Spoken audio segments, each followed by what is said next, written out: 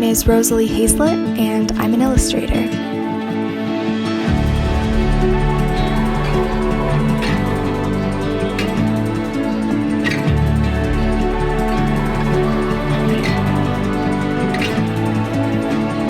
Something that I've noticed in myself is that after sitting with a plant or animal and drawing it and learning a little bit about it, I feel this deeper level of connection to that thing, and suddenly I care more about it.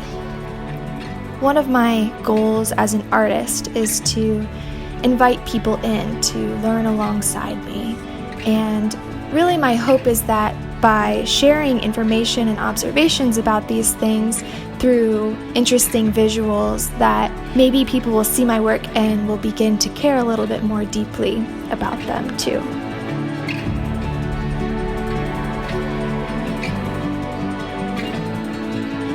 Maybe together we can become better at protecting this incredible planet that we have the privilege of sharing with all of these other beings.